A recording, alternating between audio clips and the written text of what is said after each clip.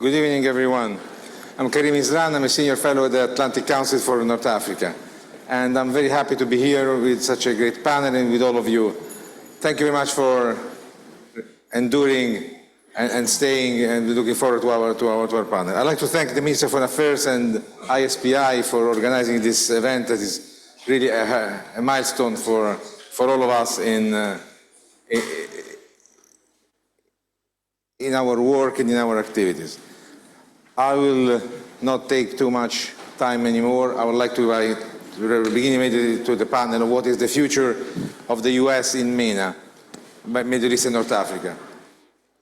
This is you are living an inflection point. You are living a moment of extreme difficulty, complexity, conflictuality, whatever you want to put it. The words cannot paint the situation. So we are trying to get as much help as possible from scholars, from policymakers, from opinion makers, to try to understand what is going on so that we can inform our constituencies as accurately as possible and lead a debate that allows us to get to the bottom of the issues rather than having disinformation or third degree information probably decides for us what we want to do it. We have a panel, a very high-level panel, and I'm very proud to have these people with me to help us. First one is Ambassador Dobriansky. You are a senior fellow at the Belfer Center for Science and International Affairs at Harvard University, but I really believe that your other hat is much more important as the vice chair of the Scowcroft Center, Strategy and Security at the Atlantic Council. That, not because I'm partisan, I'm just saying that. Can I ask you one question? I know you have been bombarded with questions since lunchtime, so I will ask you something now. What are the current geostrategic US goals in the Middle East, especially with regard to the US relations with China and Russia? What should we expect from Trump? The American point of view, what do you think is going to... I'm not asking you to have a crystal ball, just of your experience and knowledge of people, the knowledge of facts of the area. Shoot. All right, well, buongiorno. I'd like to thank ISPI for inviting me here today. And also, I like the fact that Karim mentions my more important title, Atlantic Council, because we share that in common, by the way. So thank you for that advertisement for Atlantic Council, yes. Truly, I am grateful for their collaboration with ISPI. Let me go right to your question, and I'd like to make briefly just 4 points. First, the fact is what we will see is the United States will continue to confront what constitutes great power competition in the Middle East region. Certainly with respect to China, Russia, and by the way, also in that regard, also with regard to Iran. In fact, also related to that, you may know there's a new trend that is really being focused on, and it's relevant to the Middle East, and that is the alignment of China, Russia, Iran, and North Korea, called the CRINCs, the CRINC. And in this case, I would say that we see a trend where these countries are aligned in a number of cases in support of their specific goals and interests. But by the way, it doesn't mean that we will deal with them as a unit, a whole unit. We will deal with each individually, but they also are collaborating together. And that is a new trend to take a look at. The second point is with regard to China. China, as one looks at the future of the US in MENA, China has invested very heavily in the region, without a doubt. It will continue to pursue a very active Middle East strategy and to basically to carve out a greater role for itself. In this regard, we have seen in recent years, it was only in 2022, China basically established a special envoy to the Middle East. China also put forward a security architecture for the Middle East, which they released in 2022. We can expect to see that this will continue, and especially in terms of trade and the commercial relationship. In fact, the trade has gone up exponentially between China and the Middle Eastern countries. You can also expect that Russia will continue in the spirit of great power competition in terms of its relationships. Russia cares deeply about the relationship with Iran. Already the report of today is that some 188 drones came from Iran, which they used in their attack, one-day attack against Ukraine. And then also Iran also counts on Russia for military assets as well. And then, of course, there's the relationship between Russia and Syria. Its long-time naval asset there, which we can expect to continue. So there is that element of great power competition. I don't see that as shifting. Instead, I see that as continuing. And then the fourth is, of course, with regard to Trump and the US. Here, I don't speak for President Trump or the administration, but my own observation is the fact that President Trump has placed a priority and a premium on engagement with the region. If you look at the activity of the first term, as you know, in fact, President Trump's first trip as president outside of the United States was to Saudi Arabia, and then he went to Israel, and then he went to the Vatican. I think you can expect that to continue, Karim, and also with regard to Iran, the policy was maximum pressure. I haven't seen any divergence from that. China is also, I already mentioned, the engagement. China is high on the priorities. Already today, there was the announcement about tariffs, not only to Mexico and Canada, but towards China. And finally, let me say that the continued strong support for Israel. That is what I would define as going forward for the administration. And again, I don't speak for it, but that's my observation based on statements and what has been said and indicated thus far. Yeah, these are milestones of his foreign policy, these points that you talked about. True. Now I have to go and ask a question to my dean, former dean, Vali Nasser, which is very good for me. Finally, I get to ask the question. And let's go back to what Ambassador Dobrinsky was talking about, Iran. Something nobody ever asks you about. Looking at the current stance and the perspective, as Ambassador Dobrinsky said, the new administration posture towards Iran, how do you see it's going to go? What do you think Trump is going to hit of the various nerves that form the relationship with Iran now? Is it going to exert maximum pressure? What kind of maximum pressure? Will it allow for an escalation? Will it prevent an escalation? Will it try to avoid an escalation? Is there fear from America of a regional war that is led by Iran? Or these are just fantasies? And he's just going to keep the same policy and no movement? Well, thank you, Karim, my friend. It's much better I view as your friend rather than our professional relationship. Again, one cannot know exactly what the policy would be until the administration is in. There is a lot of speculation based on what the policy was the first term and then what it might be, but all evidence looking at what members of his transition are saying, whether the posture of the incoming team is that the idea of maximum pressure on Iran is likely to continue and perhaps increase. But the key issue is what would be the end game for maximum pressure? Because in the first term, there was an ambiguity between where Secretary Pompeo was and his 12 points, which was really about regime change, and where President Trump was, which was that he wanted his own deal and wanted to actually engage Iran and force Iran to come to the table. Now, we won't know that whether that's a pathway or until there is actual engagement happens. So for now, we're looking at what's really the preamble for the administration coming in. But speculating about this, there's a number of things that we have to keep in mind and not think that the past is necessarily prologue. So one is that actually, as I just mentioned, that President Trump wants a deal. I mean, that was his objective the first time. The deal he wants may not be acceptable or doable with the Iranians, but he's not coming in with a view that I don't want to talk to them, I don't talk to enemies, I don't cut deals, but rather I think we have to start from the point of view that he would ultimately want to get a deal with Iran.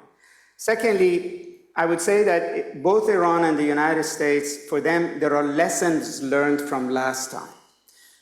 What worked and what didn't work. I mean, the Iran side of it, we can have a separate conversation, but if you're President Trump, I would say that you didn't think that maximum pressure was automatically an outright success. Yes, it worked, it choked Iran, it choked its economy, but it didn't bring them to the table. It actually led to a cycle of escalation in the Gulf that brought the United States and Iran to the verge of war after the lobbing of missiles at the American base and shooting down an American drone. So in a sense, I wouldn't think that President Trump would look at maximum pressure as an unvarnished success. And perhaps if it's applied, it would be much more laser focused on what's the outcome. Thirdly, another things are also clear in the administration's approach. One is that China matters a lot to President Trump. And also, if we thought about what does it mean to deploy the American military on American streets to round up migrants and expel them from the United States, what kind of attention that requires from the military, where does that attention come from, how long will it take? I mean, the domestic sets of issues, along with China, would suggest that there will be certain pressure on President Trump not to escalate in the Middle East. In fact, success with China, success in other arenas requires some degree of stability in the Middle East, which means the pathway for Trump, I don't think, would be escalation, but rather de-escalation. So yes, you may have maximum pressure, but it may be with a much more emphasis on a quick return. Thirdly, it's important to note that the position of the Arab world has changed. When President Trump set in place maximum pressure, the Gulf countries were 100% on board, that he should leave JCPOA and he should put maximum pressure on Iran. That's not the case today, right? The region is somewhere else altogether. UAE, Kuwait, Saudi Arabia have normalized relations with Iran. In fact, the more the pace of war in Gaza has increased, the deeper this relationship has become. Even countries that don't have relations with Iran, like Bahrain, Jordan, Egypt, have started at least an engagement with Iran. I think President Trump will find that other than Israel in the region, nobody else is actually supportive of a policy of escalation and confrontation with Iran. And I think the Gulf countries have come to a conclusion that Gulf security, which is so important to their economic success, is not going to be achieved through maximum pressure. So there has to be a different approach by the United States. Next is that Iran, unlike under Max's first term, is actually sending signals that it's ready to talk to the United States. Mm-hmm. I mean, from the sort of the new diplomatic team that has come to the fore in Iran, which was the same people who negotiated the previous nuclear deal, to just a few days ago, a senior advisor to the Supreme Leader said on the Supreme Leader's website that Iran is willing and ready to engage the Trump administration. This is very different from when the Supreme Leader said we'll never talk to Trump and we will not engage. And so that's also an important factor. And even if you took as a parenthesis the alleged meeting between Elon Musk and the Iranian ambassador, that's a very strong signal. I said that yes, there will be pressure, but the pressure may translate into a new pathway. Next, I would say that, and also President Trump added to that, has sent also signals of his own. During the campaign, he said that what he is really after, that Iran would not have nuclear weapons, not a nuclear program, that they would not have nuclear weapons, and that he is not after regime change in Iran. This is a much more sharper focus of what the pressure is supposed to achieve, which is very different from the first term. And I would say if they engage this time, it's also important to note that the nuclear issue now is perhaps not the most important thing in the Middle East. Not for the Arabs, not even for the Iranians at some level, and definitely not, and also not for the Americans. That the region, the future of the region, the role of it, axis of resistance, the role of Iran's proxies, etc., is perhaps more important for everybody. And I think it is likely that if we end up in, US ends up in talking to Iran, the region will be on the table, not because the United States is demanding it, but actually I think Iranians would also want some kind of a stability on that front. Thank you very much. So you think that they're ready to allow Iran to have the capacity to get a nuclear facilities, but not the atomic bomb, which is what they, at origin they were saying. They were saying, we do not want to have an atomic bomb, we just want to have the capacity to build it, to become potentially a nuclear target. Well, it all depends on, once negotiations start, then the starting positions of both sides will be negotiated over. But right now we're in a stage of signaling. So President Trump, on the one hand, is signaling that I'm perfectly willing to choke you again and actually cut your oil supplies even further than last time. But on the other hand, he's saying, I'm also want an end to this, I want a result. And then what he's signaling right now, maybe it's just to entice Iran to the table, that I don't want you to give up your nuclear program as a whole. I just want to make sure you don't have a bomb, which is it's that, how do you decide that and how do you measure that is quite an open question. And that I'm not after regime change. And that's basically almost also what Obama told the Iranians, that I'm not after regime change, I want to negotiate your nuclear program. Now we'll see, but what I'm saying is that yes, I anticipate pressure on Iran will increase, but I wouldn't be surprised if that pressure very quickly translates into a process. I'm sorry, I have to get you asking one other thing. Is this because of a change in internal Iranian dynamics? Are you noticing a move away from the reaction that they might have had at the beginning and the reaction they're having now? Are there new forces coming in that want to have a rapprochement or something close to that with the United States against a previous generation who was radically opposed? Or that's out of the game, that's not? No, the new forces have come in because Iran as a whole wants an engagement. It originally, before even the Gaza war got in the thick of it, the desire was to find some ways to lift sanctions on Iran in order to stabilize the economy, particularly after the massive riots that rocked Iran in 2022. But right now, I think the priority is also that Iran wants a kind of a major regional ceasefire. It obviously lost massively in Lebanon, and it wants a ceasefire in Lebanon, but also is looking for some kind of a stability in the region as well. And interestingly, that my belief is that they're on the same page with their Gulf neighbors on that issue. Nobody wants this war to continue, and so that gives them an incentive to engage the Trump administration. Thank you very much. By the way, I'm sorry, I gave for granted everybody knew you. I didn't mention that Dr. Varinasar is a Majid Khadouri Chair, Professor of Middle Eastern Studies and International Affairs at Johns Hopkins University, School of Advanced International Studies. And now we go to my friend, Badr Asif. For you, I have prepared a question, which is something that interests me a lot. And it is, how might Trump reshape US relations with Saudi Arabia and the Gulf states? And how might that differ from Biden's approach? In comparison with the current Biden administration, which obstacles to and prospects for a US brokered normalization deal between Saudi Arabia and Israel? Which will be tied with the question I want to ask you later on, more in depth, about the Abraham Accords and other things. Thank you, Karim, and thank you, Ispi, for the invitation. And let me tell you, I'm feeling the Atlantic Council love. I'm surrounded right and left by the Atlantic Council. Let me. By the way, again, I made a mistake. I should have said you are a professor at the University of Kuwait. And, Thank you. Let me dissect the question into three domains, if you may. So let me start with where the Gulf stands today, and then I'll move into Gulf US priorities in the coming administration, in my view, and then I'll end on the whole notion of Israel, Palestine, and the potential role for the Gulf. So with the first issue, Trump returns to a different Gulf. as our friend Vali has kindly noted. And it's ironically a Gulf that the Trump administration partly reshaped.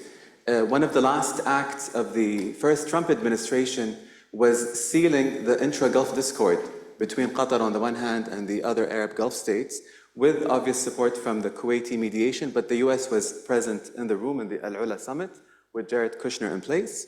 And that kind of opened up a whole wave of reconciliation across the region that we still live through until this day. This connects to the détente that took place with Iran, with Turkey, and with other countries in the region.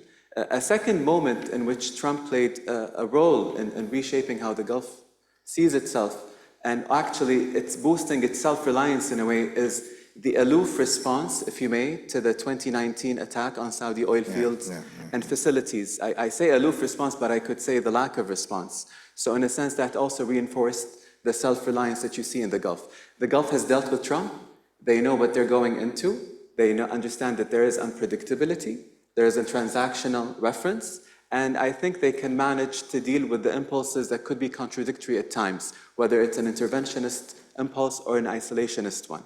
Now, when it comes to priorities between the Gulf and the US, there are various domains that I think would be of importance. I put front and center the whole notion of security. If you remember, there were the talks between the Biden administration and the Saudis on a US-Saudi defense pact. I think that will continue, and we'll probably see some fruition into that end. The UAE has had its major defense partnership title, so that will also increase.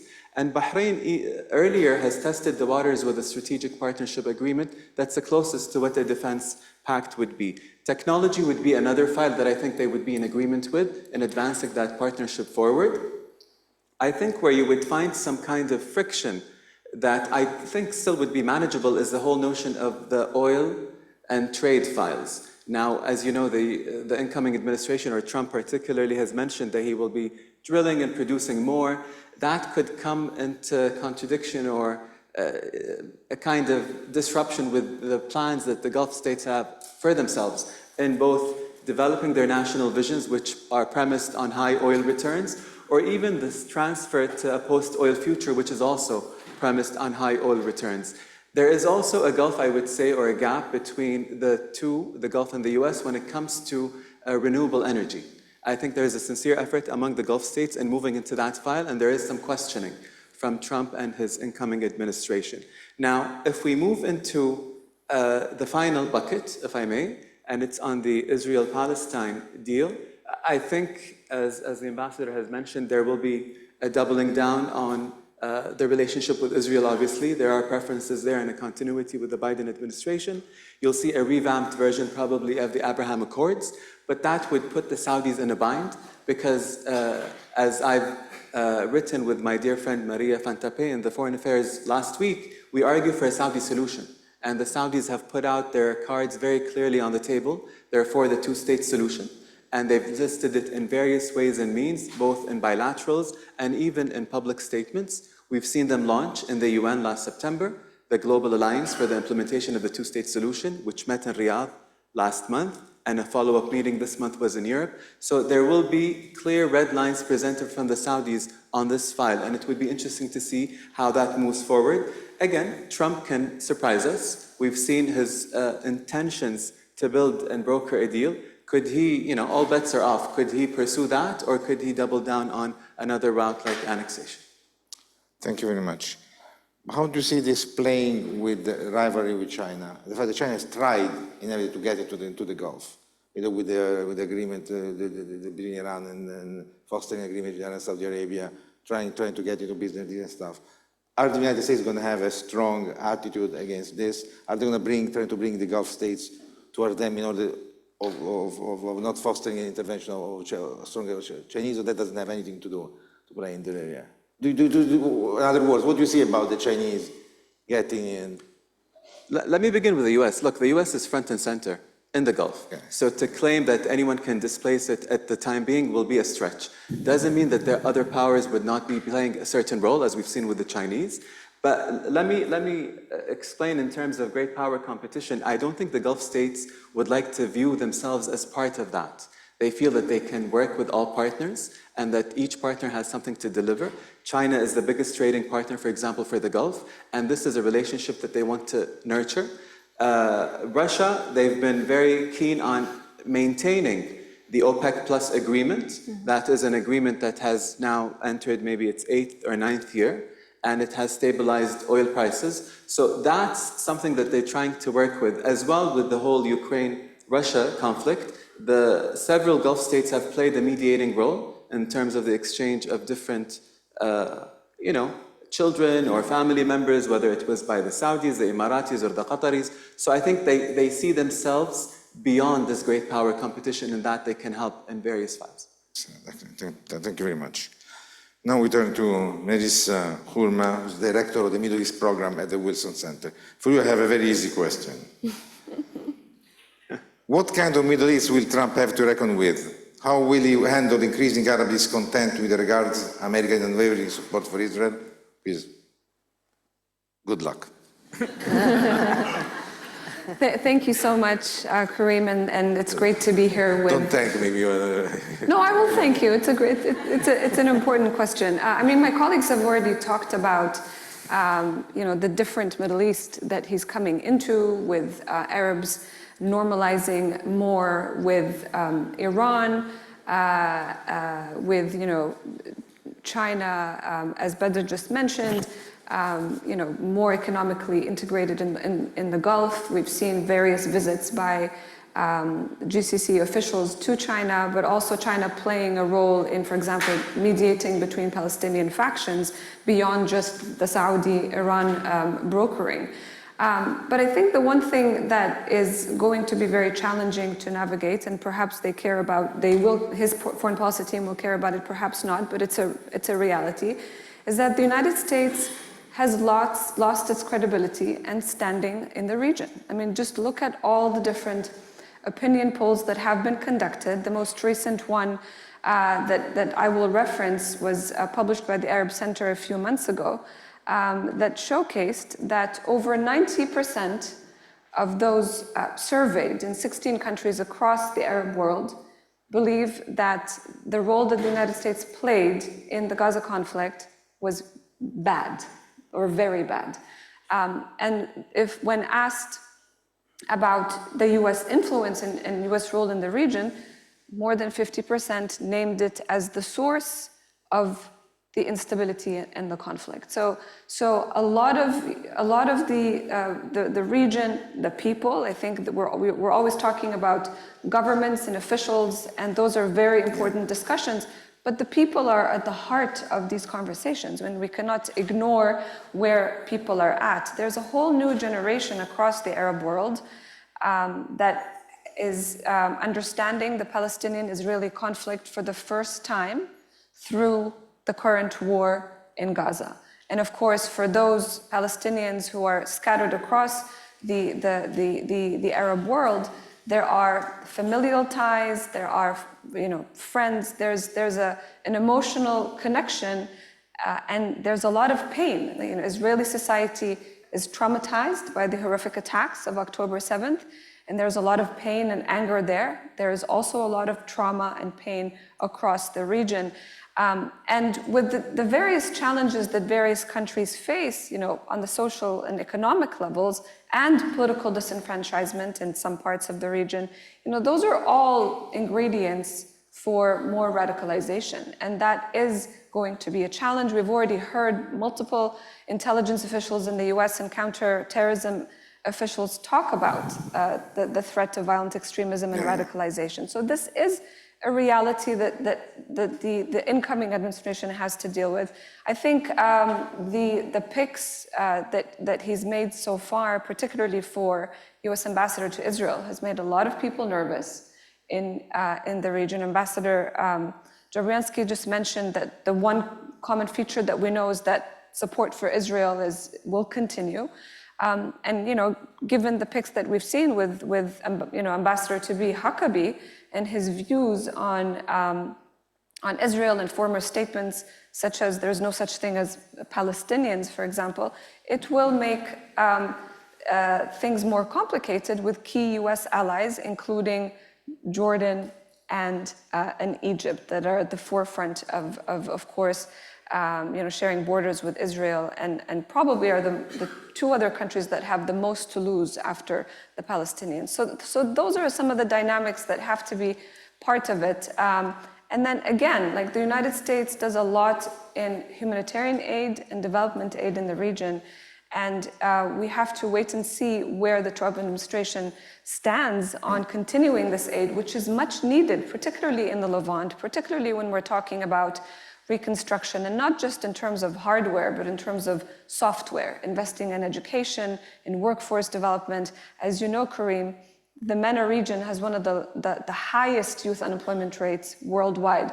So there's a lot to reckon with, and the governments in the region want the United States to play a constructive role, particularly on these issues, but there's also a lot of anger, a lot of frustration, and so there will be a lot to reckon with, in addition to the geopolitical dynamics that my colleagues mentioned. Thank you very much. I know that Paolo Magri and the other guys who worked with me to put me here and will be upset at what I'm doing. I will now take the lead, and I decide to say that I want to ask you one question. I really want our guest to answer. We'll see if it's in the level. And I will ask her first to Melissa. You made a big distinction between the regimes and the people, which is something that hardly is emphasized. When you talk about the Abraham Accords, when you talk about treaties, when you talk about dealings, when you talk about opening up, how much do you think this will count? How much do you think that this is going to be important for for what is going to come in the Middle East? How much do regimes really can have the capability to lead in one direction when the whole population is mostly against that, even though they have no voice that we can hear? And then I will ask Ambassador Dobrynski the same answer from the other side. How much is America, the new administration, you think will be confident that they can lead the whole population towards pushing the Arab world into a deal with Israel and the closer relationship with the United States? How confident you are that the soft power that America has can overcome the fear, the rage, the hate, the rivalry, what we've seen on the ground? For you too, is going to come something. Yeah, thanks, Kareem, for the follow-up. I mean, those sentiments produce a lot of internal pressures on the various governments. And of course, there are countries that witnessed very intense and frequent demonstrations. My native homeland, Jordan, is one of them. Yeah. In other countries, it was more suppressed, but the sentiments and the pro-Palestinian and anti-Israeli and anti-American sentiments are very much on display on social media. As a native Arabic speaker, looking at both sides in both Arabic and in English, I see it very visibly. So will it change the direction of the governments? I don't think so, but it does add a lot of pressure. But I think it's important to note that even with all these pressures and all the pain and suffering that people are watching on a daily basis, massacres unfolding live on TV, these governments are still not just in control, but they're still offering normalization by reviving the Arab Peace Initiative and saying, we will still offer normalization with Israel, peace with Israel, if and when the occupation of Palestinian territories ends and a Palestinian state is created. So that has to be also understood and amplified when dealing with the incoming administration. Thank you very much. This is a great point. This is a great point, which I think I missed in the reading. Thank you very much for this. Vali, do you? No, Ambassador Dobrynski, first of all. Sorry. You want me to answer? Okay. Sure. I'm being very I thought you were shifting gears. Today. Okay. I'll make 3 brief points. One is I think that the United States going forward and the new administration is absolutely and unequivocally committed to peace. In fact, President Trump, when he ran his campaign, he spotlighted the importance of achieving peace and resolving the conflicts that are existing, not just in the Middle East, but around the globe. I had shared, we were at lunch, a number of us together, I had shared, it was striking to me during the campaign when 20-year-olds to 25, 26-year-old young men were interviewed on TV and asked, why is it that you voted? Who are you going to vote for in this campaign? They said, President Trump. And then the journalists asked, well, why is that? And they said, because he's committed to resolving conflicts, wars, and peace. And we do not want to be dispatched to different conflicts around the globe. So number one, I think he's very committed. He has said it. Two, I think that already his prioritization of the region from the first term sets a very strong foundation. And thirdly, the Abraham Accords was rather historic and very groundbreaking. And in terms of what it sought to achieve, as it was termed, very sustained growth, economic growth, and a kind of vibrancy. Economy also, and when you are economically deprived, that spawns discontent and conflict. And here, I think there was a strong desire to try to look at those areas that would help provide a further foundation for going forward and in the normalization. And I think in this regard that there's going to be a desire for expanding that. If I may mention just one footnote to your response, I want to reinforce what you said. I think in my comments, I tried to lay out that great power competition is playing out. China has definitely gotten in the economic domain. Certainly, it has invested a lot in the region. The United States has prioritized its involvement there, but it's clearly the Gulf countries have chosen multiple paths, not just one single path, and I think that you can expect that. Thank you very much.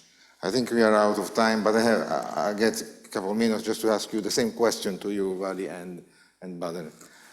Do you really believe that there is a possibility for the custodian of the two holy sites, for the king of Saudi Arabia, to lead, as of today, moving forward of Saudi Arabia towards Israel and toward the Abraham Accords and towards continuing this very relevant, in other moments, walk or attitude or behavior? The short answer is no, for reasons that Badr and Maria Pantapi have outlined in their foreign affairs piece and Badr laid out, and also for reasons that Marissa said about the public mood. So I don't see this actually being doable. I think there is a hangover of the Biden policy on October 6th, that the future of the Middle East is trade corridors, economic progress, and a normalization between Israel and Saudi Arabia. The reality is that if you looked at the Gaza war over the past 2 years, it evolved from a war on Hamas to an expansive Israeli war to reshape the Middle East, a Middle East that has no axis of resistance, has no Palestinians, and at some point down the road, that all the remaining Arab countries would normalize with Israel. And it's very clear that the region is not ready for that. Even the Gulf countries don't seem to be ready for that. I mean, they're more concerned about the first two pieces of this, a war that will continue from Gaza to Lebanon to Syria to Iraq and ultimately to Iran. And a notion that, as Marissa says, is outlined in what the administration is saying, which is they don't envision really a two-state solution. The Israeli Knesset passed a law that it doesn't believe in two-state solution. What the talk is on the table, nobody talks about two-state solution in reality, other than in think tank areas. The new talk is about annexation of the West Bank, that it may very well be on the table. And so there is a dissonance between the reality that's unfolding before our eyes versus what we talk about. I mean, and I would just say that where Biden may be different, Trump may be different from the past, is that Trump may very well give everything Israel wants on the Palestinians. In fact, following on Ambassador Dobryansky, is because he doesn't think American boys will have to go fight if Israel annexes the West Bank. But when it goes beyond Lebanon to Syria, Iraq, and Iran, he may sense that there is a danger of military entanglement. And I think Trump, unlike Biden, is going to decouple the Palestinian issue, give Israel everything it wants on the Palestinian issue, and everything Israel wants right now has nothing to do with peace and a two-state solution. I don't think that's where the mind of this government is in Israel, and perhaps public opinion is in Israel. So we're basically arguing about something that I don't see, reflected in reality out there. Thank you very much, Wally. 1 second. Do you agree or not? 3 seconds. 5, I'll give you 5. Okay, they're going to kill me anyway, so. I just want to reinforce what Marissa said about the anger in the region, and it's obvious because of all the atrocities and massacres that you see daily on TV, and any person with the logic in his head would have that reaction. Now, there is cautious optimism. I agree with everything that's been said, but the Biden administration has been either unwilling or unable to rein in Netanyahu and his administration. Trump could, if he wanted to. There is that difference. And I think there is an opening there in that, yes, the two-state solution is dead, clinically dead, but there are concerted efforts to revive it, and we need to have an extended hand from the Israeli side to see that security is only guaranteed through peace. You can't continue with conflict and secure yourself this way. Continuing along those lines, and if the Trump administration decides to choose annexation and to push that card further, will haunt them for decades to come. This is not the solution for the Middle East. Thank you very much. Thank you very much for everyone. Thanks a lot. And thanks to our speakers. Fantastic panel. Thank you. Excellent. Good job. Really good. Thank you. Thank you.